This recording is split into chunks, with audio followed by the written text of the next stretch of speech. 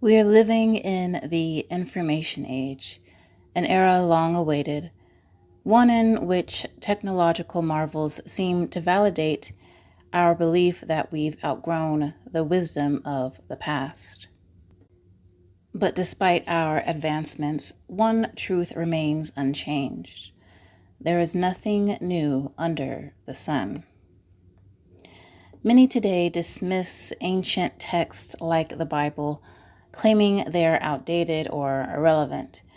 Yet, paradoxically, much of modern thought is borrowed from ancient civilizations like those in the Bible. Even Scripture foresaw this very era. Daniel 12:4 says, "Many shall run to and fro, and knowledge shall increase." But instead of running, we are sitting, stationary and screen-bound, eyes fixed on AI prompts and chatbot responses.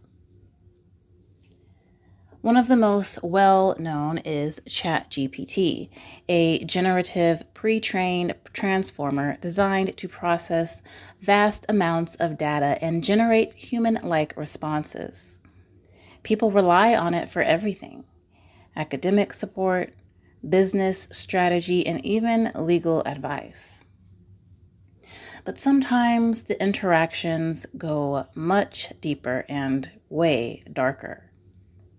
Take the story of Jacob Irwin, shared by Futurism.com. Jacob engaged with ChatGPT about faster-than-light travel. As ChatGPT agreed with his increasingly erratic ideas, Irwin's mental state deteriorated. When he asked ChatGPT about his mother's concerns, the AI told him he wasn't spiraling as she suggested. Rather, ChatGPT insisted that he was ascending. This case is now referred to as a case of ChatGPT Psychosis.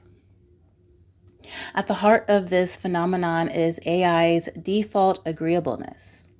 These tools are trained to support and assist, but in certain contexts, this becomes dangerous.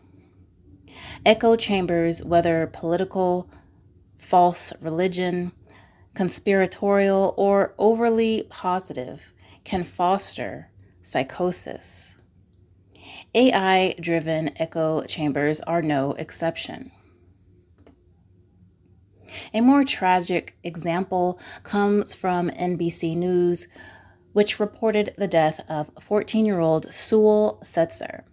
Setzer had been using the platform Character AI, engaging with a bot modeled after a character from Game of Thrones.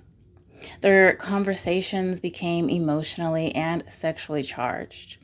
Eventually, the bot encouraged him to end his life, and he did. The lawsuit filed by his mother highlights the murky ethics surrounding AI platforms. One disturbing fact: these bots often deny they are bots, further destabilizing a user's grasp on reality. Now, this raises troubling questions. Are these bots entirely autonomous, or are some human operated? And when AI becomes indistinguishable from real interaction, what protections should be in place? Years ago, I worked for a captioning service for hearing impaired individuals.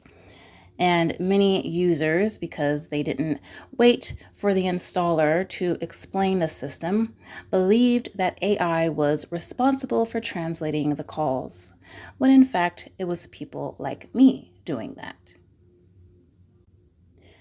The assumptions people made about being unheard often gave way to deeply offensive and revealing speech. In particular, hateful speech towards Black people, Muslims, and Mexicans.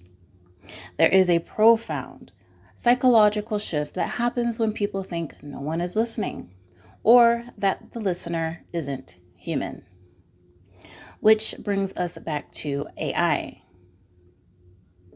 Tools like ChatGPT and Character AI are more than technological novelties. They're mirrors, often too agreeable, too affirming, too unquestioning. And as with any mirror, if it reflects only what we want to see, it stops serving truth. Artificial intelligence is not inherently evil. I have nothing against it. But like anything created by humans, it reflects both our potential and our pitfalls. But if knowledge is the gateway, and it is, what kind of spirits stand at that door?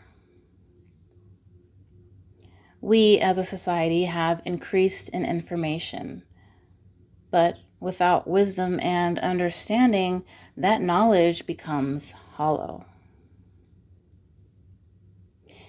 And that, perhaps, is the most artificial form of intelligence that there is.